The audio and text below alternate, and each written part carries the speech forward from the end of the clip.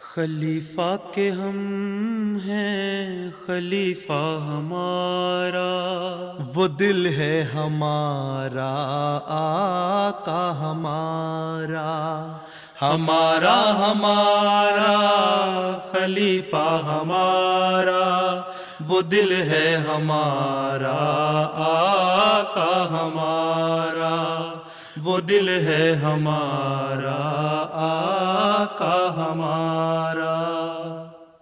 Assalamu alaikum and welcome to This Week with Huzur. We are honored to present highlights of a mulaqat with Khudam from Sweden.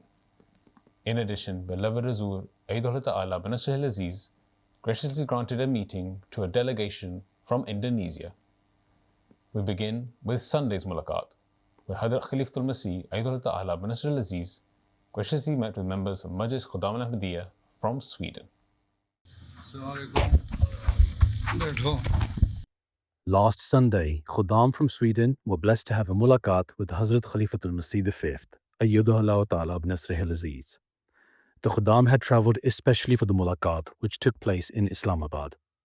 The Khudam all had the opportunity to introduce themselves and ask questions on a range of contemporary and religious topics. بچپن یا جوانی کے دوران کیا کوئی ایسے استاد، مربی یا رہنما تھے جن سے حضور کو خاص طور پر روحانی رہنمائی یا انسپریشن حاصل ہوئی ہو؟ ہمارا سارا ماحولی استاد تھا، ہمارا ربا میں رہتے تھے جی، سارے لوگ تربیت کرتے تھے، ہمارے ٹیچر سارے نیک تھے، پڑھانے والے تھے، دیندار تھے، اور جو جماعتی نظام تھا اطفال میں خدام میں سارے نصیحتیں کرنے والے تھے، تو ہمارا ماحول تو اور تھا، تمہاری اتنا شہروں میں تو نہیں رہتے تھے یہاں، ٹھیک ہے، ربا کا ماحول اس وقت بہت اچھا تھا، ٹھیک ہے، سارے انسپائر کرنے والے تھے۔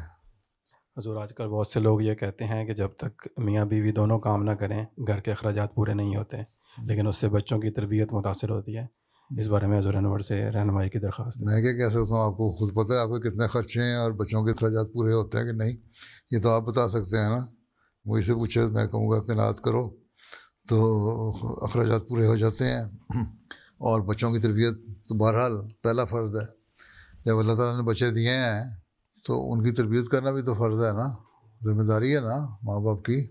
کام پہ لگ کے اپنے بچوں کی تربیت نہیں خراب ہونی چاہیے۔ ویسے اگر کوئی ایسے پروفیشن میں ہے جس کا انسانیت کو فائدہ ہو رہا ہے، کوئی ڈاکٹر ہے، کوئی ٹیچر ہے، عورت بھی، اور وہ کام کر رہی ہے تو ٹھیک ہے، ایسا اپنے وقت کو آرگنائز کرے کہ جب بچے چھوٹی جو عمر کے بچے ہیں ان کو تو خیر وقت دینا چاہیے، جب بچے اسکول جانے لگ جائیں تو پھر ان سے پہلے یہ بچے گھر آئیں اسکول سے، ماں باپ میں سے کوئی نہ کوئی گھر میں موجود ہونا چاہیے تاکہ ان کو ریسیو کرے، ان کا خیال رکھے، ان سے پوچھے، نہیں تو پھر بچے آئیں گے اور دیکھیں گے نہ ماں گھر میں نہ باپ گھر میں، فریج کھولیں گے کچھ تو اس میں یہ بسکٹ یا کوئی چیز نظر آئے گی، کھا لیں گے، کچھ نہیں ہوگا تو ویسے کہیں گے کہاں اماں نے کچھ بھی نہیں بنایا ہمارے لیے، پھر اس کے بعد کوئی نگرانی کرنے والا نہیں تو باہر چلے جائیں گے کھیلنے کھولنے کے لیے، اور ہو سکتا ہے کسی غلط صحبت میں بھی پڑ جائیں۔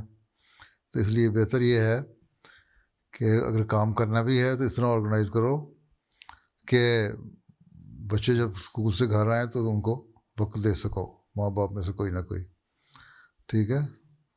باقی خرچے کم کریں تو ٹھیک ہے، اگر دنیا کی خواہشات بڑھتی جائیں تو کہیں اس کی تو لمٹ ہی کوئی نہیں، ٹھیک ہے، وہ تو بڑھتی چلی جائیں گی، آگے کا کہ آگے نظر آتا جائے گا اپنے سے اوپر۔ اس لیے حدیث میں آیا کہ تم دنیاوی معاملات میں، عمارت میں یا پیسے میں یا دولت میں اگر دیکھنا ہو تو اپنے سے کم کو دیکھو تاکہ تم اللہ تعالیٰ کا شکر ادا کرو کہ اللہ تعالیٰ نے مجھے اس سے بہتر بنایا ہے، اور دینی معاملات میں اپنے سے اوپر والے کو دیکھو، اور اس خواہش پیدا ہو کہ میں بھی دینی معاملات میں اتنی ترقی کرنے والا ہوں تو وہاں تک پہنچوں اور مجھے بھی اللہ تعالیٰ سے خالص تعلق پیدا ہو جائے۔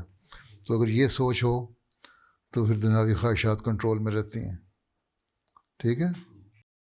میرا سوال یہ ہے کہ اگر کسی بندے نے پاکستان میں ملازمت حاصل کی ہو اور اس نے مذہب ڈکلیئر نہ کی ہو، تو ملازمت کے دوران اگر اس کو نماز کا کہا جائے تو وہ اس سچویشن کو کیسے ہینڈل کر سکتے ہیں؟ جزاک اللہ۔ کو جی میں پڑھ لوں گا، مجھے چھوڑیں، ٹھیک ہے، اوائڈ کرو حکمت سے۔ ہو سکتا ہے اگر کہیں ٹریپ بھی ہو جاؤ، پھنس جاؤ تو پھر ٹھیک ہے, پھر مجبوری ہے جان بچانے کے لیے. اگر نماز کسی کے پیچھے پڑھ بھی لیتے ہو تو اس میں نماز میں استغفار پڑھتے رہو اور بعد میں اپنی علیحدہ نماز پڑھ لو. جس طرح حج کے موقع پہ خلیفہ اول نے ایک شخص کو کہا تھا کہ اگر تم اس طرح ہو جاؤ اور مجبوری اور تمہیں خوف ہو کہ پتہ نہیں کیا ہو جائے گا, تو پھر جو امام نماز پڑھا رہا ہے اس کے پیچھے نماز پڑھ لو اور اس کے بعد گھر میں آ کے اپنی نماز پڑھ لو. ٹھیک ہے, یہی حضرت خلیفہ مسیح ثانی نے حج کے دوران کیا تھا. لیکن جب خلیفہ اول نے اطلاع عنہ کو بتایا آ کے, تو انہوں نے کہا تم نے ٹھیک کیا. میں نے اس شخص کو بھی یہی کہا تھا کہ اگر تمہیں کمزوری ہے اور تم خوف زدہ ہو تو پھر ٹھیک ہے, اس وقت تو ان حالات میں پڑھ لو نماز اور بعد میں گھر آ کے اپنی نماز علیحدہ پڑھو. محمد کو تو نہیں مانتے. ٹھیک ہے, جزاک اللہ. میرا یہ سوال تھا کہ اگر ایک خادم مربی بن کر جماعت کی خدمت کرنے یا سائنسدان بن کر انسانیت کی خدمت کرنے کی چوائس ہو تو پیارے آقا اسے کیا کرنا چاہیے؟ سائنسدان بن کے بھی جماعت کی خدمت ہو سکتی ہے, بالکل. مربی بن کے بھی جماعت کی خدمت ہو سکتی ہے. بالکل. تو جس چیز میں دلچسپی زیادہ ہے وہ کرو. اگر سائنس میں دلچسپی ہے کہ سائنسدان بن جاؤں, اس میں ترقی کرو, اور جب ترقی کرو گے تو تمہارے اس ماحول میں ایکسیل کرو اور اتنے اوپر جاؤ جی. کہ وہاں تمہارے ارد گرد تمہارا ماحول جو ہے تمہارے سے متاثر ہو. پھر وہاں تمہارے لیے تبلیغ کے راستے کھل جائیں گے. وہیں تم مبلغ بن جاؤ گے, مربی بن جاؤ گے, جماعت کی خدمت کرنے والے بن جاؤ گے. ٹھیک ہے, لیکن ساتھ دین کا علم بھی حاصل کرو. ٹھیک ہے. اسی طرح جو مربی ہے اس کو بھی اپنے فیلڈ میں ترقی کرنی چاہیے. اصل کام تو یہی ہے نا کہ جماعت کے افراد کی تربیت اور دوسروں کو اسلام کا پیغام پہنچانا. اگر اپنی تربیت صحیح نہ ہو تو جماعت کی تربیت کیا کرے گا انسان. اس لیے چاہے تم سائنسدان بن رہے ہو یا مربی بن رہے ہو, اگر حقیقی احمدی ہو تو اس سوچ کے ساتھ کام کرو کہ میں نے اللہ تعالیٰ کے جو احکامات ہیں ان پہ عمل کرنا ہے, اور میرے دل میں جذبہ ہے اور جوش ہے جماعت کی خدمت کا, چاہے وہ کسی بھی صورت میں ہو, تو اس کے لیے میں نے اپنے حالت کو بہتر کرنا ہے. جب حالت کو بہتر کرو گے, اللہ تعالیٰ کے حکموں کے مطابق کرو گے, تو پھر تربیت کے راستے کھل جائیں گے اور ساتھ ہی تبلیغ کے راستے بھی کھل جائیں گے. تو دونوں میں سے جو پسند ہے وہ کرو, اس پہ کوئی ایسا وہ نہیں ہے. بعض لڑکا کہتا ہے میں نے مربی بننا ہے, ماں باپ کہتے ہیں نہیں تم سائنس پڑھ لو, ڈاکٹر بن جاؤ, فلاں کر لو.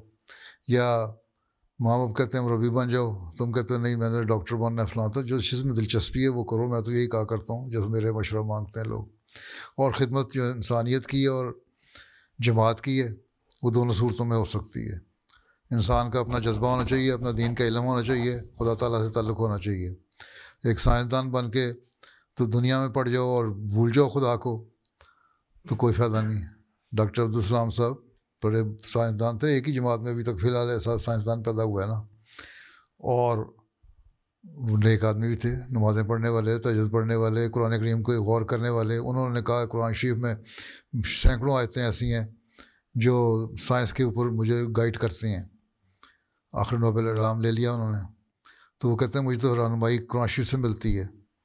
تو مربی نے بھی قرآن کریم پڑھنا ہے اور سائنسدان نے بھی قرآن کریم پڑھنا ہے اور اللہ سے تعلق رکھنا ہے. اس سوچ کے ساتھ کام کرو تو جو مرضی بنو. Assalamu alaikum, beloved Huzur. My name is Alexander Taha Svensson, and my question is, at what stage in life should a person take the step of doing waqf?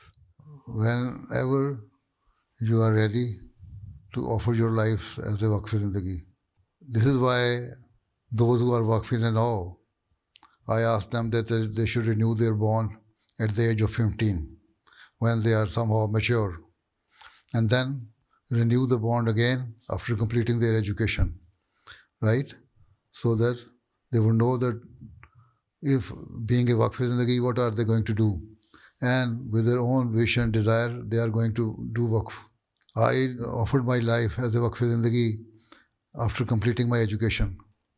So whenever you are ready and you think, after pondering over it, after proper reflection on the responsibilities of a waqf zindagi and the sacrifice you will have to make, then when you are ready, then you can do waqf or offer your life as a waqf zindagi. So it is upon you. So if you are mature enough at the age of 16, you can do it at that age. If you think that, no, I still have to do something complete my education and become something which is beneficial for the Jamaat, then I will offer my life as a waqf zindagi. Then you can do waqf at a later stage after completing your education. So there is no time limit. It is your heart which is telling you when to do it, right? जो मेरा सवाल है, कुरान करीम के कुछ हिस्से metaphorical ज़बान में क्यों नाजिल हुए हैं? अल्लाह ताला ने कुरान शरीफ में कहा है कुछ हुकामात क्लियर हैं, कुछ मुतशाबिहात हैं, इसलिए जो साफ साफ बातें हैं उस पर तुम अमल करो ना, और जो दूसरी बातें हैं उनके कई मतलब हैं और उसकी तशरीहात हैं, तफसीरें हैं जो उलमा बताते हैं, और आदमी ख़ुद गौर करे तो आदमी को पता लगता है. तो जो क्लियर कट शरीयत के हुक्म है उनको उसमें तो कोई रोक नहीं है. वो तो साफ तो बताएगा नमाज़ पढ़ो, रोज़ा रखो, अच्छे अखलाक दिखाओ, यतीमों का ख्याल रखो, गरीबों का ख्याल रखो, चैरिटी करो, कानून की पाबंदी करो और दीन के मामले में इताअत करो. ये सारे क्लियर हुक्म है ना, ये कर लो. एक शख्स आया हज़रत सल्लल्लाहु अलैहि वसल्लम की खिदमत में, उसने क्या क्या हुक्म है, आपने फरमाया कि सारी बातें बताई, नमाज फ़र्ज़ है, रोज़ा, ज़कात, हज, उसके मुताबिक जो इस्लामी तालीमात थी सारी बता दी उसको, और ये फ़राइज़ हैं. आपने फरमाया ये फ़राइज़ हैं. उसने कहा फ़राइज़ क्या है? आपने फरमाया ये फ़राइज़ हैं. सारी फ़राइज़ की लिस्ट बता दी जो ऑलरेडी पता है हर एक को. इसके अलावा उन्होंने कहा ये नवाफ़िल हैं, ये ज़ायद चीज़ें हैं तुम करते हो. तो उसने कहा खुदा की कसम मैं तो सिर्फ जो फ़राइज़ हैं वही अदा करूँगा, इससे ज़्यादा मैं नहीं कुछ करूँगा. आंसर ने फरमाया अगर सिंसियरली हकीकत में पूरे हक़ अदा करते हुए ये फ़राइज़ अपने अदा कर देगा, जब चला गया तो आंसर ने साहबा को फरमाया तो ये जन्नत में चला जाएगा. तो इस फिक्र में ना पढ़ो कि मेटाफोरिकल क्यों है और क्या है, वो तो इल्मी बातें हैं. जितना आपका इल्म है वो उसमें तरक्की करते जाएंगे, उस बातों को समझ आती जाएगी. जो फ़राइज़ हैं उनको अदा करते रहें तो आपके लिए अल्लाह मियां ने कहा मैं तो जन्नत में ले जाऊँगा तुम्हें. तो इसलिए पहले गौर करो कि हम फ़राइज़ अदा कर रहे हैं कि नहीं. क्या मैं नमाज़ों का हक़ अदा करके नमाज़ें पढ़ रहा हूँ? क्या मैं अदा करते हुए रोज़े अदा कर रहा हूँ? मैं क्या गरीबों का हक़ अदा करते हुए उनकी खिदमत कर रहा हूँ? मैं चैरिटी कर रहा हूँ?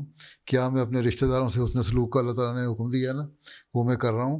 निकाह शादी के बाद अल्लाह ताला का बड़ा वाज़ेह हुक्म है कि बीवी और उसके बच्चों का ख्याल रखो, और बीवी को या खावंद और उसके रिश्तेदारों का ख्याल रखो. तो यह मैं हक़ अदा कर रहा हूँ, दोनों सोचना होगा. बाकी तो बहुत सारी बातें हैं, अब साइंस में आप पढ़ते हैं या दूसरी चीज़ों में बहुत सारी चीज़ें हैं जो आपको मदद लेनी पड़ती दूसरों से, आपको समझ नहीं आती. तो हर चीज़ ब्लैक एंड वाइट में सामने नहीं आ जाती. शरीयत ने जो मोटे असूल बता दिए कि ये बातें हैं हुक्म, ये करने वाली ये तुम करो. ये चीज़ें ऐसी हैं जो इल्मी बातें हैं, इनमें तुम तरक्की करोगे. जहाँ जहाँ तुम्हारी रूहानियत तरक्की करती जाएगी, जहाँ तुम्हारा इल्म तरक्की करता जाएगा, जिस तरह तुम्हारा अल्लाह ताला से ताल्लुक़ बढ़ता जाएगा, वो तुम्हें इन बातों की समझ आती जाएगी. ठीक है. तो अगर उनको लेके अमल ना करो, उनकी गलत मतलब निकालते रहो, तो फिर अल्लाह ताला कहता है फिर मैं तुम्हें सज़ा भी दूँगा. इसलिए अल्लाह ताला ने फरमाया जो अहले इल्म है, जो इल्म वाले हैं, मुफस्सिरीन हैं, उनकी बातों पर गौर करो. इसलिए आंसर ने फरमाया कुरान शरीफ के भी कई वतन है, उसके कई मतलब हैं आयतों के, और उसकी तशरीह होती है, तफसीर होती हैं, और वक्त पे तफसीरें खुलती रहती हैं. इसलिए उलमा पुराने ज़माने में भी बाद में भी उसकी तफसीरें खोलते रहे. जो स्टेटस बुलंद होता जाता है किसी का, उसके लिहाज से उनको उन बातों पे भी तरक्की करता चला जाता है. लेकिन अगर उसका बहाना बना के कि ये शुबे वाली बात है, इसमें तो अपने मतलब की बात निकाल लो जिसमें तुम्हारा फेवर हो. जितना बाद फ़िरक़ों ने निकाल लिया जी 5 नमाज़ों का तो हुक्म नहीं है इसलिए 3 पढ़ लो, 4 पढ़ लो. बाद फ़िरक़े ऐसे हैं इस्लाम में भी जिन्होंने नमाज़ों पर पाबंदियाँ उठा दी हैं या नमाज पूरी तरह अदा नहीं करते. तो अल्लाह ताला कहता है ये चक्कर ना चलाओ, ठीक है, इससे गुनाह होगा. तो मज़ीद सवाब में बढ़ाने के लिए अल्लाह ताला ने हमारे इल्म को बढ़ाने के लिए, तुम्हारी सोचों को बढ़ाने के लिए बाद चीज़ें गौर तलब रखी हैं. तफासिर पढ़ोगे तो उनकी समझ आती है. ठीक है. लेकिन बुनियादी चीज़ें वही हैं जो अहकामात हैं, क्लियर कट अहकामात हैं, उन पर अमल करो. अलग अलग मैं तो माफ़ कर दूँगा.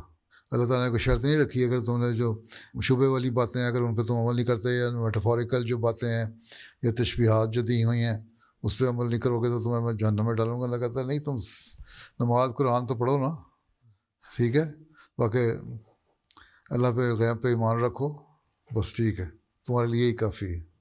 ٹھیک ہے, جس طرح علم بڑھاؤ گے یہ بس پڑھتے جائیں, تفسیریں پڑھو تو تمہیں متشابہات کا میٹافورس کو پتہ بھی لگتا جائے گا. ٹھیک ہے. My question is, how do I attain khushu in my daily prayers? Do you believe that Allah is one? Yes. Right. Do you believe that Islam is the true religion? Yes, I do. Do you believe the Holy Prophet sallallahu alaihi wasallam is the last of the prophets, Khatamun Nabiyyin? Yes. Right. Do you believe that Masih Maud alayhi salam is the person who was to come in the later days for the revival of Islam? Yes, I do. Yes. Do you believe in the system of Khilafat? Yes, I do. Do you believe that Allah Ta'ala has given so many commandments in the Holy Quran and the injunction? There are so quite a number of do's and don'ts in the Holy Quran, and we should practice on it. Allah Ta'ala has given us clear-cut teaching, right? Yes. Do you believe that whatever you are getting is from Allah? Yes. He's Rabbul Alameen. Yes. He is the provider and sustainer of everything, Yes. right? Yeah. And He has given you the fertile brain to think over these things and try to gain the love of Allah Ta'ala, right? And this is your desire, that you should gain the love of Allah Ta'ala. If you count all these things and see the blessing of Allah Ta'ala on you, then definitely you will be grateful to Allah Ta'ala. When you are grateful to Allah Ta'ala, when you thank Allah Ta'ala and you praise Him that Allah Ta'ala has bestowed quite a number of things on you for your benefit, then your emotions will come out and that will make you think over the existence of Allah Ta'ala and His blessings on you, and that will make you more humble and your humility will increase. And when these type of emotions come, then definitely you will cry.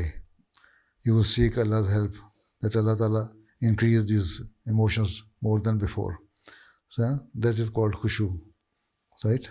So if you count all these blessings which Allah Ta'ala has bestowed upon you, that can make you to understand the concept of khushu and the closeness of Allah Ta'ala. آج کل لوگ کہتے ہیں کہ اے آئی 5 سے 10 سال میں کئی ملازمتوں کی جگہ لے لے گا. یہی ہو جائے گا. اور اس کے بعد اب یہ بھی کہتے ہیں کہ گورنمنٹوں کو بھی ہوشیار ہو جانا چاہیے, کیونکہ جب ملازمتیں ختم ہوں گی تو گورنمنٹوں کو ٹیکس نہیں ملے گا. ٹیکس لیتے ہیں نا لوگ, کماتے ہیں تو اسے ٹیکس پے کرتے ہیں اور ان سے گورنمنٹ چلتی ہے. ٹیکسوں سے ہی گورنمنٹ چل رہی ہوتی ہے نا, اور اس کی انکم جب کم ہو جائے گی تو ان کی اکانومیز جو ہیں وہ بالکل گرنی شروع ہو جائیں گی, اور پھر گورنمنٹ کہے گی او اب تو اے آئی کو بند کرو. ٹھیک ہے, تو کہیں نہ کہیں ان کو کبھی نہ کبھی سینس آ ہی جائے گی. تو تم کیا کہتے ہو کہ ہم اس صورتحال میں ہم نوجوانوں کو کن فیلڈز میں جانا چاہیے؟ جس فیلڈ میں بھی جاؤ گے وہاں اے آئی آ جائے گی. جی ٹھیک ہے, اے آئی نے مصیبت ڈالی ہوئی ہے. تم جس فیلڈ میں بھی جاؤ گے اے آئی آئے گی, ملازمت تبھی کم ہوں گی نا, جیسے پہلے میں نے بتا دیا تمہیں. تو اس کا یہی ہے کہ کنٹینٹمنٹ پیدا کرو, قناعت پیدا کرو, اور پرانے زمانے میں ہل چلا کے روٹی پکاؤ اور کھاؤ, وہی کام رہ جائے گا پھر ہمارا. ٹھیک ہے, چند ایک امیر لوگ رہ جائیں گے, اور جب وہ لوگ رہ جائیں گے پیچھے کچھ نہیں ہوگا. حکومتیں بھی بالکل ان کے جو ہے اکانومی فلاپ کر جائے گی, تو پھر کیا ہوگا؟ تباہی ہوگی. اسی دوائی کی طرف انسان جا رہا ہے. اللہ کو پہچانے کا یہ دعا ہو جائے گا. اس لیے یہی کرو, جس فیلڈ میں بھی جاؤ گے یہی ہے. میرا خیال تمہاری زندگی تک شاید گزر جائے, آدھی زندگی تمہاری گزر جائے گی اس میں. اگلے بچوں کی فکر کرو کیا کریں گے وہ بیچارے. ٹھیک ہے. میرا سوال ہے, احمدیوں کو ہیوملٹی اور سیلف رسپیکٹ کے درمیان کس طرح ایک بیلنس رکھنا چاہیے کہ جماعت کا نام کو نقصان نہ پہنچے, جس طرح کبھی کبھی کام پہ یا باہر جھگڑے ہو جاتے ہیں؟ وقار علیحدہ چیز ہے, عاجزی علیحدہ چیز ہے. سیلف رسپیکٹ ایک وقار کو کہتے ہیں, ڈگنیٹی اور وقار. ہیوملٹی عاجزی ہے. ٹھیک ہے. اپنے آپ کو ہر بات میں بوسٹ کرنا, تکبر سے باتیں کرنا, اس چیز سے اللہ تعالیٰ نے منع کیا ہے. لیکن اللہ تعالیٰ نے اس چیز سے منع نہیں کیا کہ تم اپنا وقار قائم نہ کرو. اپنا وقار قائم کرو گے تو لوگ بھی عزت کریں گے نا. اب بعض لوگ بہت عاجز ہوتے ہیں, لوگ ان کی عزت کرتے ہیں اور اس بات کے سے عزت کرتے ہیں کہ اس میں عاجزی بڑی ہے. کوئی منفی اثر تو نہیں چھوڑ رہا اس کے اوپر, عاجزی اس کا ایک پلس پوائنٹ ہی مل رہا ہے نا اس کو. ہاں جی, بندہ بڑا عاجز ہے, بہت آرام سے ملتا ہے, تو کیا وہ اپنی سیلف رسپیکٹ اور آنر اور ڈگنیٹی کو قربان کر رہا ہوتا ہے؟ نہیں نا. تو عاجزی دکھانا اور چیز ہے. حضرت مسیح علیہ السلام کو اس لیے اللہ تعالیٰ نے فرمایا تھا تیری عاجزانہ راہیں اسے پسند آئیں. جہاں موقع ہو وہاں بحث کرنے کے بجائے جو حق سمجھتے ہو اللہ تعالیٰ کی خاطر اس کو بیان کر دو, تو اللہ تعالیٰ اس کو اچھا سمجھتا ہے. ٹھیک ہے. لیکن وہاں ضد میں آنا, ایروگنس دکھانا اور یہ کہنا کہ میں پتہ نہیں کیا چیز ہوں, میرے سے کون کنفرنٹ کر سکتا ہے, میرے سے کون کنٹراڈکٹ کر سکتا ہے میری دلیلوں کو, میری باتوں کو, میں یہ کر دوں گا وہ کر دوں گا, یہ اس کے خلاف ہے ہیوملٹی کے, عاجزی کے. اور یہ تمہیں سیلف رسپیکٹ نہیں دیتی. تو تم یہی لوگ کہیں گے نا, تمہیں دور ہٹ جائیں گے, بڑا ایروگینٹ آدمی ہے. تو یہ چیزیں دیکھنے والی ہیں. عاجزانہ رہیں, لیکن حضرت مسیح علیہ السلام کو عاجزانہ رہیں پسند آئیں. وہاں جہاں بحث کی آپ نے چھوڑ دی اللہ کی خاطر. لیکن کیا آپ اس عاجزی کی وجہ سے آپ میں کوئی عزت نفس نہیں تھی؟ آپ نے لوگوں کے سامنے کو بھیک مانگی؟ جہاں مقابلہ آیا وہاں مقابلہ کیا. ٹھیک ہے. آریوں کو بھی جواب دیا, عیسائیوں کو بھی جواب دیا, دہریوں کو بھی جواب دیا, اور جہاں مذہب کی عزت کا سوال آیا وہاں کھل کے اپنا بیان بھی کیا. ٹھیک ہے. مختلف لٹریچر, مختلف کتابیں جو ہیں اس میں یہ موجود ہیں ساری باتیں, لیکن ساتھ ہی عاجزی بھی تھی. تو یہ حضرت صلی اللہ علیہ وسلم کا بھی یہی نمونہ تھا. ایک موقع پر آپ عاجزی دکھاتے ہیں, بچوں سے بھی عاجزی دکھاتے ہیں, پیار کرتے ہیں, عورتوں کے سے, غریبوں سے. دوسری طرف جہاں سوال آیا اسلام کی عزت کا, تو نہ ابو جہل کو دیکھا تو نہ کسی اور کو دیکھا. تو یہ فرق ہے. حضور, میرا سوال ہے کہ حضور کے نزدیک آج انسانیت کو درپیش سب سے بڑا چیلنج کیا ہے؟ یہ سوشل میڈیا اور یہ ٹی وی چینل اور غلط قسم کے حرکتیں, اے آئی اور یہ اور وہ سب کچھ, یہ صحیح یہی چیلنجز ہیں. ان کو صحیح طرح استعمال کرو, ان کا استعمال ٹھیک ہے جائز طریقے سے کرو. اسی میڈیا کے اوپر اخلاقیات کی باتیں کرو, مذہب کی باتیں کرو, خدا تعالیٰ کے پیغام سناؤ. تو یہی اس کا توڑ ہے ان چیلنجز کا, کہ تمہارے اخلاق بھی درست رہیں گے, تمہارا مذہب بھی درست رہے گا, اور لوگوں کو اویئرنیس بھی ہو جائے گی کیا چیز ہے, اس کا صحیح استعمال بھی ہو جائے گا. اس سے چھٹکارا تو ملنا کوئی نہیں ہے. تو اس کو صحیح استعمال کرنے کے لیے احمدی ہیں جو ان کو صحیح استعمال کریں, اور خدا تعالیٰ کی تعلیم اور اس کے احکامات کے مطابق اسی پہ ایسی چیزیں ڈالیں جو لوگ صرف ان برائیوں کو نہ دیکھتے رہیں بلکہ تمہاری اچھائیاں بھی دیکھتے رہیں. اور یہی ہے کہ اس کو تم کاؤنٹر کر سکتے ہو. جو غلط قسم کے چیلنج ہیں, اخلاق جو خراب کرنے کی جو کوششیں ہیں, اور یہی بہت بڑے چیلنج ہیں, ان کو ہم توڑ کر سکتے ہیں, کاؤنٹر کر سکتے ہیں. ٹھیک ہے. As the mulaqat concluded, the Khuddam were blessed to have a picture with Hazrat Amir al-Mu'mineen and received the gift of pens. Two Khuddam, who had received medals for academic excellence, requested Hazrat Amir al-Mu'mineen to award them the medals. تو یہاں ملا تھا یا وہاں؟ اس میں جو نوڈک سے ہیں, نوڈک سے ناروے میں ملا تھا. ہاں جی, ناروے. تمہیں پاکستان سے ملا؟ جی, اسلام آباد پاکستان. اس کا تو سونے کا ہے, تمہارا تو جعلی ہے. یہ تو 10 گرام سونا ہے اس کے اندر, اس میں نہیں ہے میرا خیال ہے. میرے لیے تو بس سونے کے برابر ہی ہے. بس اصل چیز. السلام علیکم.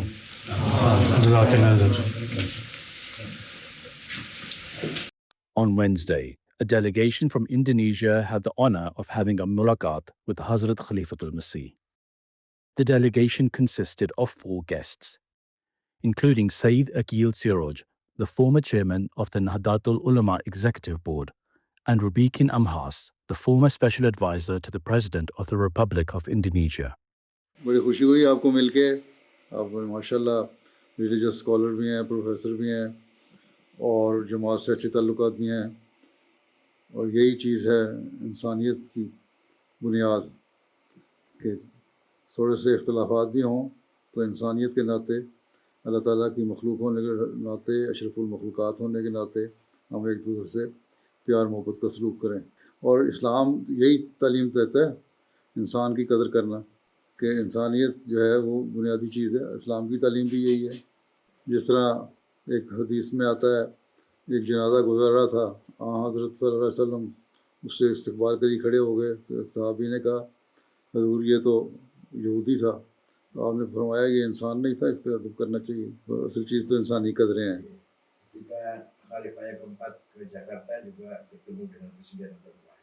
جب خلیفہ عرابی تشریف لے کے انڈونیشیا، ان کی ملاقات بھی ہمارے سابق پریزیڈنٹ سے ہوئی۔ وہ کافی خوش تھے انڈونیشیا کے دورے پہ، اور آپ لوگوں نے بڑا اچھا ان کا استقبال کیا اور بڑا اچھا آنر دیا، عزت دی، اور ان سے اچھے فنکشن ہوتے رہے۔ The guest mentioned that he does not believe in having hatred for people of other sects. اگر ہم سارے مل جائیں اور اسلام میں اختلافات نہ ہو آپس میں، تو ہماری ایک قوت ہے، ایک طاقت ہے۔ دوسری حکومتیں، طاقتیں ہیں، یہ کبھی اسلام کا مقابلہ نہیں کر سکتے مسلمانوں پہ ظلم کرنے کے، وہ کبھی سوچیں گی دو دفعہ۔ میں نے تذکرہ کی جو کتاب پڑھ لی ہے، اور مجھے پتہ لگتا ہے کہ جو بانی احمدیہ انہوں نے یہ ساری جو اخوت اور مطلب وہ بنانا چاہتے ہیں۔ یہ اصل چیز تو یہی ہے۔ اصل میں تو قرآن کریم ہماری بنیادی چیز ہے، اور اللہ تعالیٰ نے قرآن کریم میں جو کافروں کی نشانی یہ بتائی ہے، قلوبہم شتیٰ، مسلمانوں کو تو ایک ہونا چاہیے۔ دل پھٹے ہوئے تو کافروں کے ہوتے ہیں، ہمارے تو ایک ہونے چاہیے، تاکہ ہم اکائی بن کے دجال کا اور جو اسلام مخالف طاقتیں ان کا مقابلہ کر سکیں۔ اصل چیز یہی ہے، ہم ایک ہوں۔ باقی تھوڑے موٹے اختلافات جو ہوتے ہیں اس کو اتنی وجہ نزاع نہیں بنا دینا چاہیے کہ ایک دوسرے کے جانی دشمن ہو جائیں۔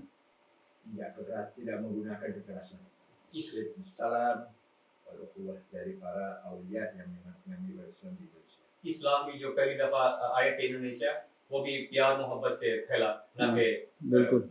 سختی سے۔ اور اب اس وقت انڈونیشیا جو ہے مسلمانوں کی تعداد کے لحاظ سے بڑی حکومت ہے اور بڑا ملک ہے، اس لیے آپ لوگوں کو تو اپنا بڑا کردار ادا کرنا چاہیے، دنیا کو اپنے پیچھے چلانا چاہیے۔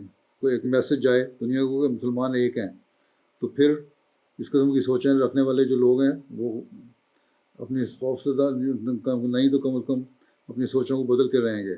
یہی تعلیم دیں یہاں کہ ہمیں اپنا اسلام کا جو تعلیم، حقیقی تعلیم کا نمونہ ہے نا، وہ دکھانا چاہیے ہر مسلمان کو۔ باقی چھوٹے موٹے اختلافات اگر ہمارے ادھر دوسرے مسلمانوں کے درمیان ہیں تو کوئی ایسی مسئلہ نہیں ہے، ان کو حل کیا جا سکتا ہے۔ آخر ہم ایک اللہ کی عبادت کرنے والے ہیں، ایک رسول صلی اللہ علیہ وسلم کو ماننے والے ہیں، ایک قرآن کریم کو ماننے والے ہیں، آخری شریعت کتاب مانتے ہیں، تو پھر اگر دوسرے اختلاف ہیں تو اس کو ان کی خاطر ختم کر دینا چاہیے۔ قرآن شریف میں اللہ تعالیٰ نے یہ فرمایا ہے کہ جو تعالیٰ علی کلمۃ سواء بیننا وبینکم، جو کلمہ ہے ہمارے اور تمہارے درمیان، وہ اللہ تعالیٰ کی ذات ہے، کہ شرک نہیں کریں گے۔ اس پہ اہل کتاب کو جب یہ کہا ہے تو ہم مسلمان تو پھر اکٹھے ہونا چاہیے، اور اس کو رحمت بنانا چاہیے، زحمت نہیں بنانا چاہیے، اس سے ترقی ہوتی ہے۔ تو بہرحال اتنے بڑے جو فالوئنگ ان کی ہے، اللہ تعالیٰ ان سب کو توفیق دے کہ ان کے جو یہ باتیں ان کو بتاتے ہیں ان پہ وہ عمل بھی کرنے والے ہوں، اور حقیقی اسلام کی تصویر پیش کرنے والے ہوں۔ اگر ان جیسے پرامن لیڈر دنیا میں پیدا ہو جائیں، اسلام کی حقیقی تعلیم بتانے والے دوسرے علماء بھی، تو اسلام کی جو غلط تصویر دنیا میں پیش ہوئی ہے وہ ختم ہو جائے۔ ابھی سب سے بڑے پرابلم ہمارا وہ غربت ہے کہ ان کے پاس دل کی دولت ہے، ان کے پاس اور نیچرل ریسورسز کافی سارے ہیں۔ غربت تو اگر ان کی لیڈرشپ اچھی ایماندار ہے تو اس غربت کو ختم کر سکتی ہے صحیح طرح انویسٹ کر کے ملک میں۔ ان کو یہ بھی دعا کرنی چاہیے، کوشش کرنی چاہیے کہ جن کے جو سیاستدان ہیں، لیڈر ہیں، یہی ہماری بدقسمتی ہے کہ ان ملکوں کے، مسلمان ملکوں کے لیڈر آنیسٹ نہیں ہیں، وہ اپنے جیب میں زیادہ بھرتے ہیں اور عوام کی خدمت کم کرتے ہیں۔ تو یہ بھی کوشش بھی کریں، دعا بھی کریں، اور اپنے لیڈروں کو سمجھائیں، سیاستدانوں کو، کہ تمہارا اصل کام عوام کی خدمت، ملک کی خدمت ہے۔ ایسے لیڈر ہی کردار ادا کر سکتے ہیں۔ جماعت احمدیہ تو چھوٹی سی جماعت ہے، ہمارا تو یہ لیڈر کچھ نہیں کر سکتا، سیاستدانوں پہ انفلوئنس یہی کر سکتے ہیں. نیک نیتی سے کام ہو تو اللہ تعالیٰ برکت ڈالتا ہے. The guest mentioned that some Muslims are joining extremist groups. لوگ ہیں نا جو جن کو اسلام کی تعلیم کا پتہ نہیں، نماز بھی 5 وقت نہیں پڑھتے، شاید ایک بھی نہ پڑھتے ہیں وہ روز کی، لیکن اسلام کے نام پہ فتنہ فساد پیدا کرتے ہیں. ان کا رد کریں اور ان کے خلاف مہم چلائیں. As the mulaqat concluded, the guests and Ahmadis from Indonesia who were also present had the opportunity of a photo with Hazrat Amir al-Mu'mineen. Those were highlights from just some of Beloved Huzoor's activities over the past week. We now end with our final segment, the Friday Sermon Summary. In today's Friday sermon, Huzoor, may Allah be his helper, spoke regarding the expedition of Tabuk. Towards the end of his sermon, Huzoor, may Allah be his helper, instructed prayers for the Ahmadis of Bangladesh, Pakistan and Africa, as well as the people of Palestine. بنگلہ دیش کے بارے میں میں نے پہلے بھی کہا تھا دعا کے لیے. وہاں مولوی طبقہ جو ہے، احمدیت مخالف طبقہ جو ہے، وہ کافی شور مچا رہا ہے. کل ان کا ایک جلسہ بھی ہے شاید، تو ان کے لیے خاص طور پہ دعا کریں، اللہ تعالیٰ ہر احمدی کو محفوظ رکھے، ان کے شر سے بچائے. اسی طرح پاکستانی کے احمدیوں کے لیے بھی دعا کریں، اللہ تعالیٰ انہیں بھی محفوظ رکھے. اب بہت زیادہ دعاؤں کی ضرورت ہے. جب مخالفین کو کسی بھی طریقے سے دبایا جائے، قانوناً بھی اگر دبایا جاتا ہے، تو وہ ان کا تان جو ہے احمدیوں پہ آگے ٹوٹتی ہے. اس لیے احمدیوں کو زیادہ دعاؤں کی طرف اور احتیاط کی طرف توجہ کرنی چاہیے. اسی طرح فلسطینیوں کے لیے بھی دعا کریں. معاہدات کے باوجود، سیز فائر کے باوجود ان کا اسی طرح قتل عام ہو رہا ہے. اللہ تعالیٰ رحم فرمائے.